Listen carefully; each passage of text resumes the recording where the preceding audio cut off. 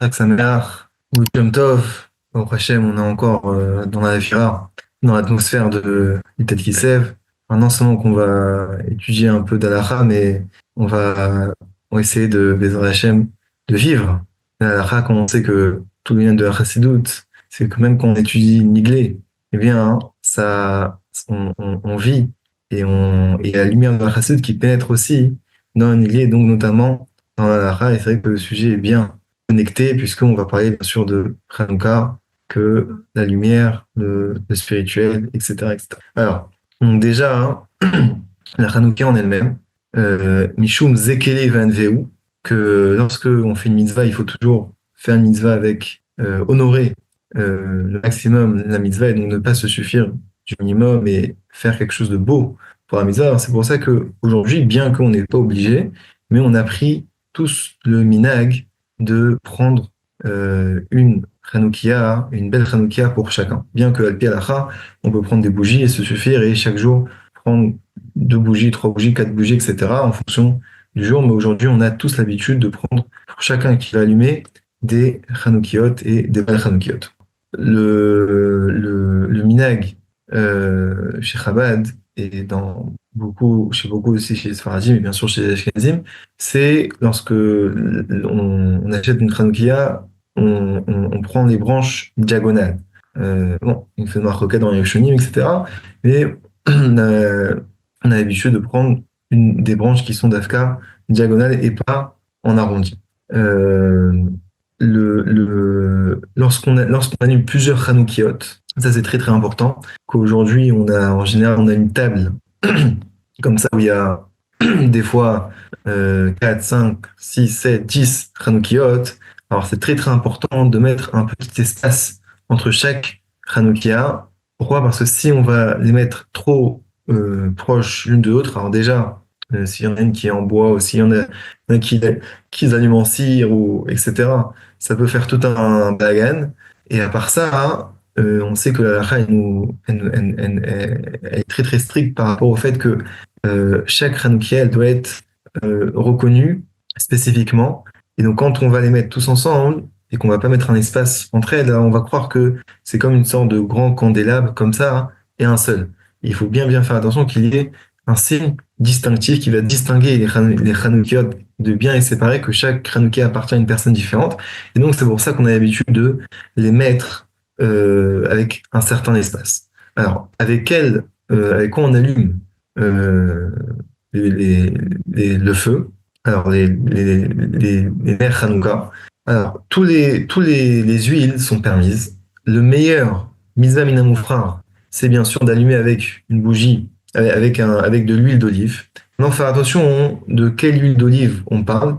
Il faut, du fait que les Rachamim ont fixé la mitzvah de Hanouka, les Nerot Hanouka, par rapport au Beth Amikdash, et qu'au Beth Amikdash, on sait que l'huile qui était utilisée au Beth Amikdash, c'était une huile qui était 100% huile d'olive, sans aucun mélange, et deux, bien sûr, c'était une huile qui était apte à être consommée. Donc c'est pour ça qu'aujourd'hui, celui qui va accomplir la mitzvah le meilleur possible, eh bien, il faudrait qu'il achète déjà une huile qui soit avec un bon hercher, avec une bonne cache-roue, donc en général, le top du top, donc Badat et Dacharedi, tout dans le dos, etc. Et que ça soit une huile qui soit consommable.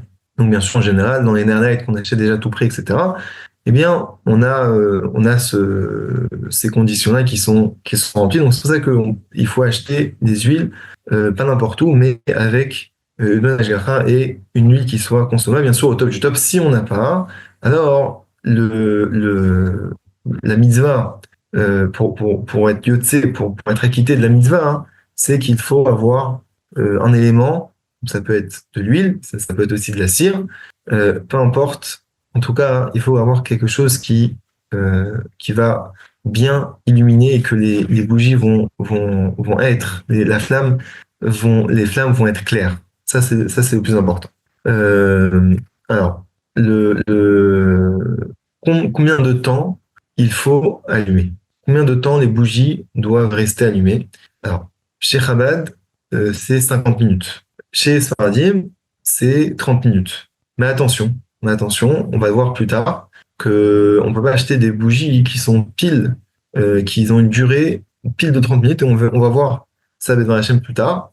Euh, donc maintenant, Erev Shabbat, la veille de Shabbat, du fait qu'on allume toujours plus tôt, on va allumer donc avant la Shkia, eh bien, il va falloir mettre une quantité d'huile ou bien des nérodes plus grandes, des bougies de cire plus grandes, qui vont permettre que les bougies vont durer une demi-heure après la sortie des étoiles. Donc Shabbat, ça sera toujours plus d'huile ou des bougies plus grandes. Alors, les mèches. Donc les mèches, bien sûr, euh, pareil, toutes les mèches sont permises, bien sûr, à condition que ils fassent briller et qu'ils donnent une flamme qui va être claire. Le top du top, c'est d'utiliser des mèches qui sont de Tsemer Geffen, de laine. Il n'y a pas de laine, alors de coton. Et s'il n'y a pas de coton, alors utilisez n'importe quelle mèche, mais en tout cas une mèche qui va bien faire briller la flamme. Alors, là, il y a encore une fois une marque entre les Sfaradim et les Ashkenazim. Alors, chez Chabad, est-ce que alors, les petits lots, les mèches, donc on va dire on a allumé le premier soir, on a mis deux mèches, une pour la bougie, une pour la première lumière et une pour le chamage, par exemple. Le deuxième soir, on veut réutiliser ces mèches-là. Alors, les Sfaradim, il y a beaucoup de Sfaradim qui utilisent euh, les mèches anciennes. Chez Chabad, on va utiliser des mèches nouvelles. En général, on va utiliser des mèches nouvelles. Ça, bien sûr, bon, c'est toute une marque dans la Chronim, etc. Mais en tout cas, ceux qui font comme ça font comme ça. Les deux ont sur qui se reposer. Alors, le shamash, le shamash, alors, il faut savoir que alors, le shamash, aujourd'hui, et comme toujours, ça n'a jamais été une obligation. La raison pourquoi on met le shamash, c'est tout simplement parce qu'à l'époque, il n'avait pas de lumière dans la nuit, donc ils avaient des bougies, et on n'a pas le droit de profiter de la lumière des bougies de Hanouka. Donc que ce soit pour lire, que ce soit pour se réchauffer, que ce soit pour manger à côté, on n'a pas le droit de profiter. Donc c'est pour ça qu'à l'époque, ils mettaient un shamash, comme ça, dès qu'ils avaient une utilisation à faire, un besoin à faire, eh bien, ils utilisaient le shamash pour faire ce besoin. Alors, aujourd'hui, on a les lumières, et donc on profite, même si on a des bougies de Hanouka qui brillent, on n'a pas trop d'utilité et de besoin de profiter d'eux pour, pour manger ou pour lire, etc. Donc, certains disent qu'aujourd'hui, il n'y aurait pas besoin de shamash. Mais quand même, le minag, il est de rester, de lui, allumer un shamash. Alors, le minag rabat, c'est d'allumer un shamash d'Afka de cire. Pourquoi? Avec une bougie de cire. Pourquoi? Pour faire bien une distinction entre le shamash et les autres bougies. Et pour ne pas être amené à utiliser les autres bougies à la place du shamash. Et pourquoi même aujourd'hui, on a gardé ce minag-là et c'est très important de continuer à mettre un shamash parce que des fois ça peut arriver, comme par exemple les personnes qui fument, eh bien hein, ça peut arriver que ils vont comme ça avoir des bougies, ils n'ont pas de briquet, etc. Et par réflexe, ils vont prendre et ils vont mettre la cigarette sur les bougies de Hanouka. Et ça, bien sûr, c'est un bisayon. C'est un peu un manque de respect pour les bougies de Hanouka. Hein. Et donc, c'est pour ça la raison pour laquelle il faut faire un shamash, parce que le shamash qui est en cire, eh bien, il va lui rappeler qu'il faut, qu'il ne peut pas allumer sa cigarette avec les bougies de Hanouka, mais uniquement avec le shamash. Donc, c'est important, même aujourd'hui, pour cette raison, et Bechelal, parce que Minag Israël Torahi, et Minag Israël, ça a été fixé, donc il faut garder Minag Israël, même si la raison n'est plus valable, tellement, il faut quand même garder le shamash. Alors, au niveau du travail, est-ce qu'on a besoin, est-ce qu'on a le droit de travailler juste avant l'allumage? Alors, une demi-heure avant l'allumage, on ne devra pas commencer un travail.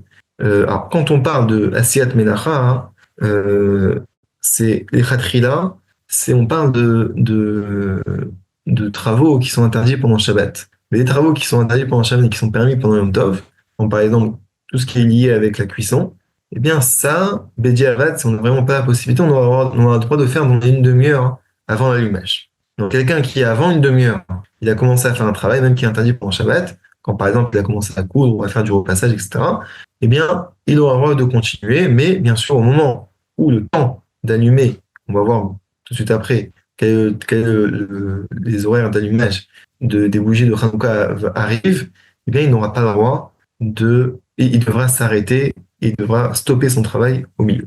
Alors, au niveau du manger aussi, des repas, donc une demi-heure avant l'allumage, on n'a pas le droit de manger un repas. Donc, quelqu'un qui a faim, etc., hein, et qui veut comme ça grignoter, il a le droit. Il peut même grignoter des choses qui sont mésonotes, mais à condition que ça soit moins que un kbetza. Donc, un kbetza, c'est à peu près 54 grammes. Donc, il fasse attention de ne pas manger euh, un mésonote qui soit plus de 54 grammes. Mais tout ce qui est au niveau chez Alcool, il peut manger autant qu'il veut, puisque ce n'est pas considéré comme fixé un repas lorsqu'on mange des aliments qui ne sont pas ni mésonotes, ni amotzi, ni agéfen. Alors, Bargel, vous êtes Continuer. Mais au moment de l'allumage, il devra s'arrêter, allumer et reprendre son repas. Alors, les femmes qui, eux, n'allument pas, alors on est un peu plus méquelles et ils auront le droit de manger une demi-heure avant, dans la demi-heure qui est avant l'allumage, mais au moment de l'allumage, pareil, ils devront faire une interruption. Pareil pour étudier, on ne peut pas étudier juste avant l'allumage, mais une demi-heure avant, c'est permis. On s'arrête juste pendant quelques minutes avant le temps de l'allumage. Maintenant, une question qui est très très fréquente. Si on est invité à une fête de famille, on est obligé de partir parce qu'il y a une distance qui est très très grande. On est obligé de partir euh, pendant la journée. On arrive là-bas le soir. On va retourner chez nous très très tard le soir.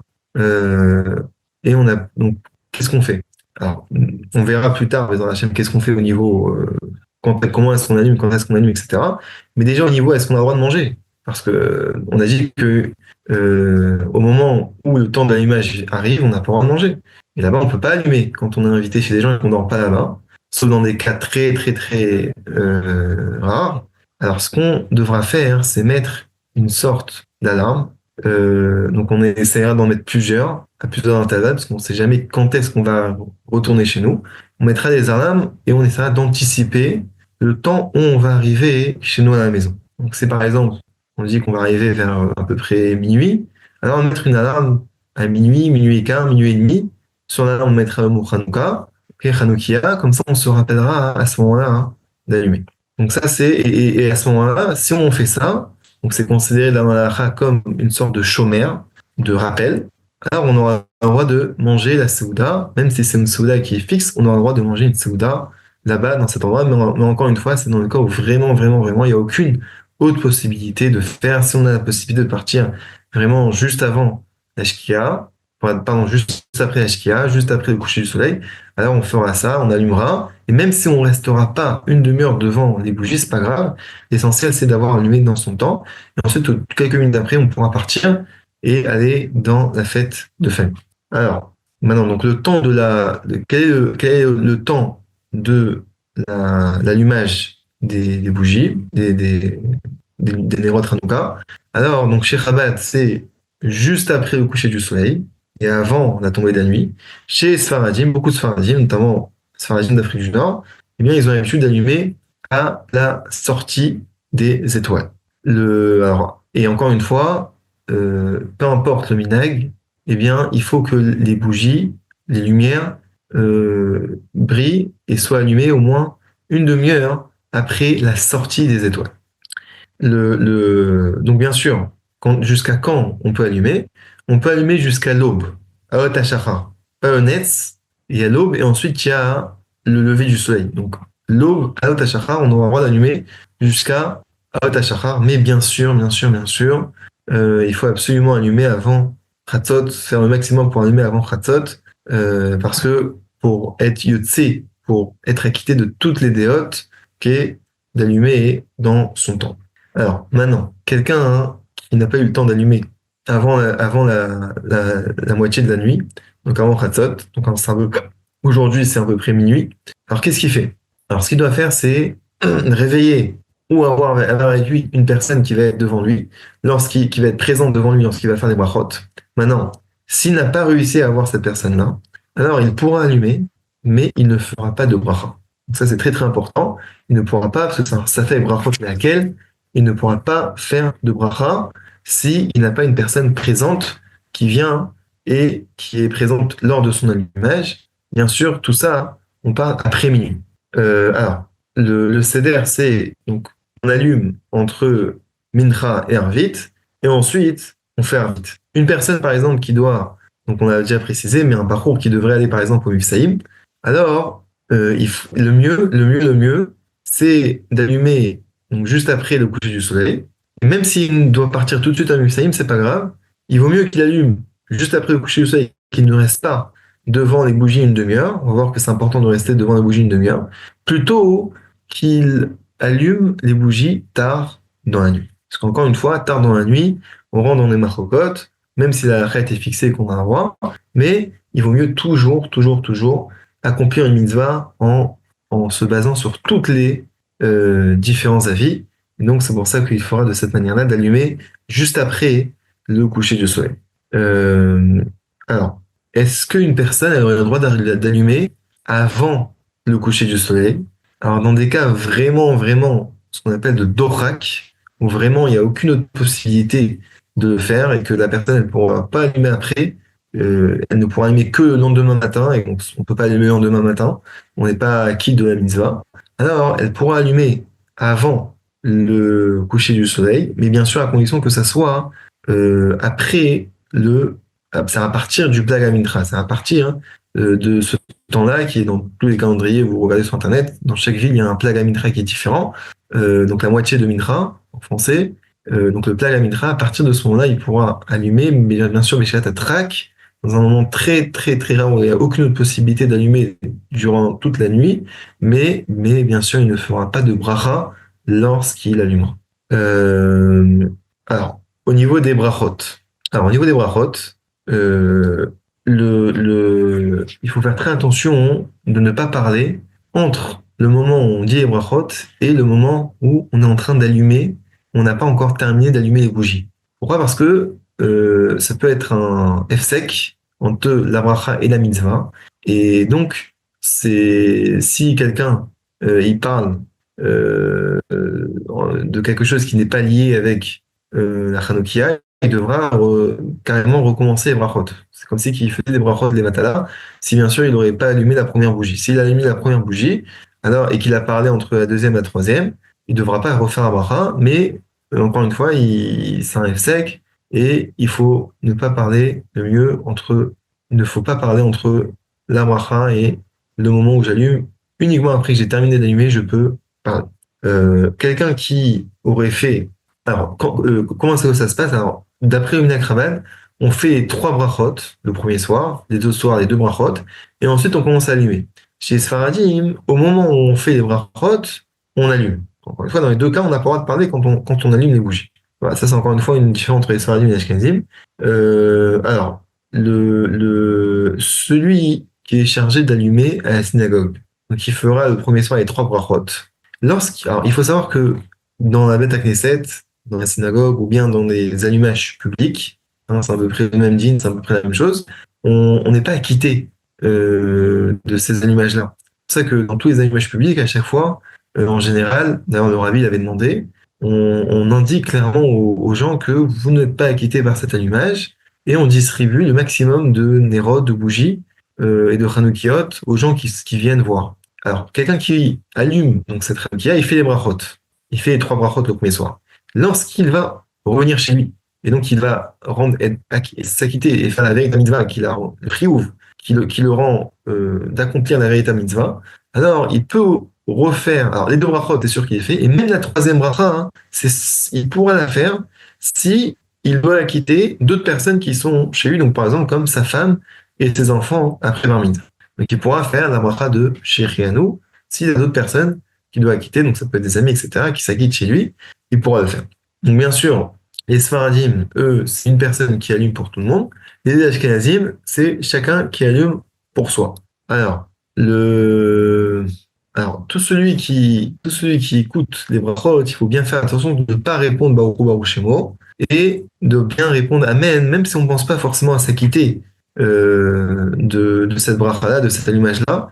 Il faut quand même, malgré tout, à chaque fois, toujours répondre Amen. Une personne qui ne veut pas s'acquitter, elle peut dire Baruch Hu Baruch Shemo. Une personne qui veut s'acquitter, elle ne doit pas, surtout pas dire Baruch Hu Baruch Shemo. Alors, une personne qui s'est trompée d'ordre dans les brachot, c'est pas grave.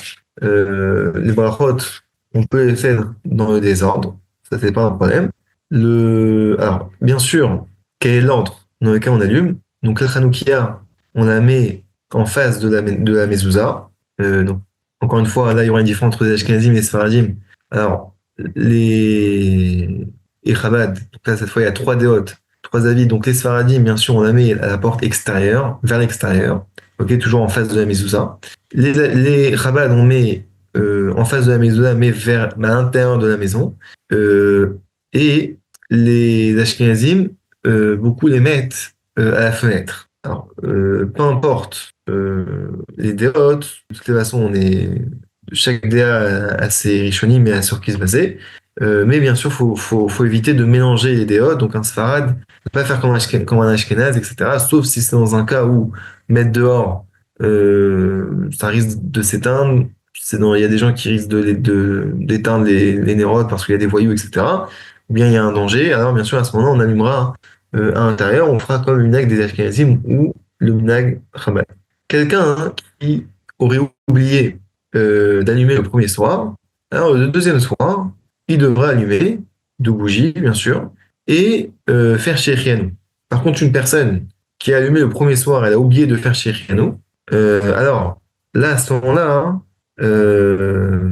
à ce moment-là, elle ne pourra pas faire Shehrianu, sauf si elle est dans les quelques minutes qu'elle a allumé. Donc, s'il y a vraiment quelques minutes où elle a allumé, là, à ce moment-là, elle peut encore faire Shehrianu, mais sinon, elle ne pourra pas faire.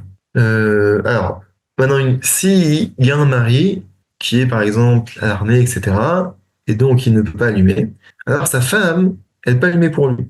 On sait que, alors, faut savoir que le Shudraf Palim, donc le Ben Ishraï, il rapporte que, on voit que la Hanouka, c'est très particulier. Les femmes ont un chiyuv, une obligation, autant que les hommes, dans cette mitzvah-là. Ils peuvent même acquitter des hommes. Et par exemple, ça va être l'une des rares fois où on va associer les femmes à un minyan. Si par exemple on est dans la Beth Knesset, donc dans la synagogue, ou bien dans un allumage public, et qu'on n'a pas 10 personnes, on sait qu'il faut 10 personnes pour pouvoir faire des brachot. Donc on n'a pas 10 hommes, eh bien on peut associer les femmes au minyan des 10 personnes dans la synagogue ou dans l'endroit public pour pouvoir faire les brachot.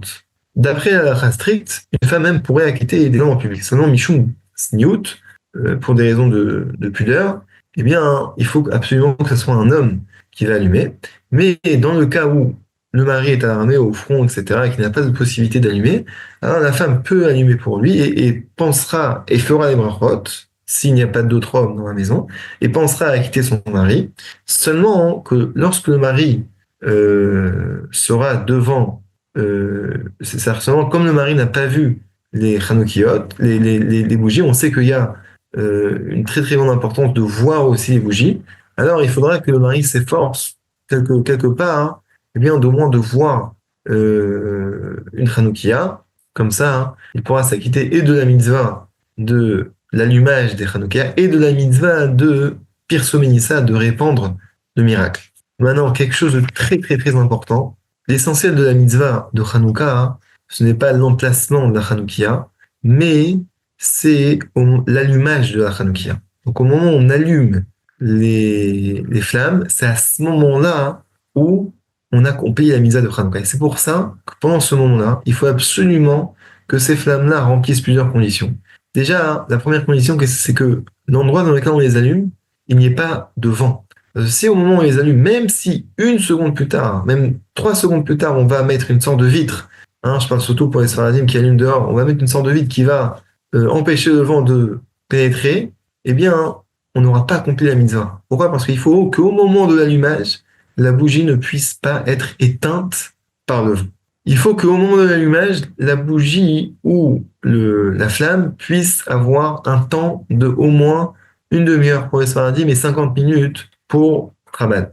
Maintenant, l'endroit dans lequel on allume, il faut faire très attention, éviter au maximum de déplacer la Hanoukia. Pourquoi? Bien que au moment où on allume, on accomplit la mitzvah, même si, il faut savoir que même si les flammes vont s'éteindre quelques minutes après, aujourd'hui on a le minhag de les rallumer, bien sûr sans bracha, mais si on n'a pas la possibilité de les rallumer, il faut savoir qu'on a quand même accompli la mitzvah. Pourquoi? Parce que l'essentiel, c'est qu'au moment de l'allumage, toutes les conditions soient remplies. Peu importe qu'est-ce qui va se passer 8 minutes plus tard, au moment de l'allumage, toutes les conditions étaient remplies, que j'ai dit précédemment, c'est bon, on a accompli la mitzvah. Maintenant, ne pas déplacer la Hanoukia. Pourquoi? Mishum Maritaïn, de peur que lorsqu'on va déplacer la Hanoukia, les gens vont dire, ah, il n'a pas allumé pour Hanouka, mais il a allumé pour ses besoins personnels. Donc, ça, c'est très important de ne pas déplacer. Si maintenant on a une personne elle peut pas passer ou que la menorah fait obstacle, etc., alors on peut la déplacer un petit peu, puis en essayant de déplacer pas la Hanoukia, mais toute la table, ok, mais encore une fois, pas beaucoup, de telle sorte qu'elle reste au moins dans la même pièce. Euh, donc, le shamash, bien sûr, pour distinguer, on allume toujours un shamash qui est différent. S'il n'est pas différent, parce qu'on a allumé par exemple des bougies à côté, alors au moins que le shamash il soit toujours à une hauteur un peu plus grande que les autres, que les autres bougies. Il faut bien sûr encore bien les distinguer. On a l'habitude chez les Ashkenazim que tout le monde allume sa propre Hanoukia et beaucoup ont l'habitude aussi que même les filles qui reviennent de l'école, etc., vont allumer leur Hanoukia si on a la possibilité alors d'allumer la Hanoukia dans la chambre des enfants. Comme ça fait un rochem, ça fait une trace très forte, une impression très forte chez les enfants d'avoir eu la Hanoukia devant eux. Mais bien sûr, si c'est dangereux, etc., alors on allumera tous dans devant la porte de la maison, chacun selon son minhag. Alors, bien sûr, donc, comme j'ai dit précédemment, on n'a pas le droit de profiter des bougies de Hanouka. Donc, si jamais il y a une bougie ou une flamme de Hanouka qui s'est éteinte, eh bien, il faudra la rallumer avec le shamash. Surtout ne pas la rallumer avec une autre bougie d'une des bougies de Hanouka. Donc, c'est vraiment prendre le cinquième jour, ne pas prendre la cinquième et allumer la première bougie du premier jour la première qui s'est éteinte. Et bien sûr, à plus forte raison de ne pas utiliser les bougies de Hanouka pour un quelconque besoin qu'il soit d'autre. On a l'habitude de rester une demi-heure devant les menorahs dans le Minach certains Sfaradim aussi avaient l'habitude de faire ça. Comme on sait, le Rabbeinu et Senu qui nous dit en yiddish, Mendarf, Zir, Zuhören, Vos, Lichtlach, der Zeilen, il faut écouter et méditer qu'est-ce que les bougies nous racontent. Et certains ont l'habitude, juste après une demi-heure plus tard, d'étudier la Torah. Donc une bougie qui s'est éteinte, on a l'habitude de la rallumer, et bien sûr à condition qu'elle s'est éteinte dans les 50 minutes ou dans les 30 minutes. Si ce temps-là a été dépassé, les 30 minutes pour les Sfaradim ou les 50 minutes pour les Chabad, eh bien on n'a pas besoin de la rallumer, c'est pas la peine de la rallumer. Qu'est-ce qui se passe avec les restes des huiles? Alors les restes des huiles, on a un minag de les garder, de les mettre dans une sorte de grand verre comme ça, jusqu'à après la fête, où on va prendre aussi les mèches, etc. Et on va brûler tout ça. Certains, dans les pays d'Afrique du Nord, avaient l'habitude de marcher sur ce feu-là qu'on va faire après la fête. C'était une ségoula pour un zivoug, pour des enfants, etc. Et bon, c'est rapporté dans les textes minagla. Maintenant, les huiles qui restent, certains aussi, comme le Tzaddik Baba Saleh, il avait l'habitude de prendre l'huile qui restait et de se macérer les endroits dans lesquels il avait des plaies. Donc c'était une segoula aussi pour avoir une rifoua, une guérison dans ces endroits-là. Donc quelqu'un qui a des douleurs de dos, etc., eh bien, c'est une segoula de se macérer justement sur les endroits dans lesquels il a mal. Bien sûr, tout ça après Hanouka. Bon, voilà, on a tourné un peu tous les sujets. On a l'habitude, bien sûr, de donner les Dmei Hanouka, l'argent de Hanouka aux enfants. Donc, les premiers jours, on donne 2 pièces à chaque enfant, une pour mettre à la Zaka et une autre pour faire qu'est-ce que l'enfant il a besoin de faire, donc pour acheter des bonbons, etc. Bien sûr, c'est les Chavlut Mitzvah, pour que l'enfant il ait envie de faire un mitzvot, que regarde, il reçoit des récompenses, etc. Comme le Rambam il ramène, que comme ça on éduque les enfants. D'abord, on leur donne des récompenses quand ils font une mitzvah, comme ça, quand ils grandiront, alors, ce sera plus facile pour eux d'accomplir les mitzvot. Et bien sûr, on sait que le Minach Rabat de 4 et 5e soir, le Rabbi avait insisté sur ça, de rajouter et de donner le double des pièces qu'on donne aux enfants. Alors, les Néot Hanouka, on les allume entre 3 et 10 Tfachim, donc c'est à peu près plus que 60 cm, jusqu'à à peu près 1,80 m. Et on a on ne peut pas allumer une Hanoukia plus que 9,6 mètres, plus que 20 mètres. Quelqu'un qui est dans son magasin, alors faut savoir que le magasin, hein, si la personne elle mange là-bas, etc., et si elle mange là-bas des repas fixes, c'est conseillé qu'en endroit fixe, elle a le droit d'allumer là-bas. Mais bien sûr, elle pourra faire la bracha, etc. Mais il faudra lui expliquer que si elle allume là-bas, elle ne pourra pas allumer chez elle. Sauf si elle doit rendre quitte là-bas des gens qui n'auront pas allumé. Donc bien sûr, les khatrila, le mieux c'est de ne pas allumer au magasin, mais c'est d'allumer dans l'endroit dans lequel on mange et on dort. Alors, oui, très important, une personne qui a invité Shabbat. Donc bien sûr, Erev Shabbat, elle doit allumer dans l'endroit dans lequel elle dort. Et Motzei Shabbat, elle allumera. Il faut qu'elle allume dans l'endroit où elle va dormir. Si maintenant elle va arriver très tard après Khatot et qu'elle a un doute si elle pourra allumer avec bracha, parce que pas forcément que les gens seront réveillés, etc., qu'elle aura une personne qui sera présente, qui sera réveillée, alors elle pourra allumer dans l'endroit dans lequel elle a passé Shabbat. C'est conseillé comme une gviout, pas aussi forte dans l'endroit où elle dort d'habitude, mais c'est conseillé comme une gviout à un endroit fixe pour pouvoir allumer avec bracha les Hanoukiot. Voilà. Zag, Chet Sameach à tous. Kol Tov.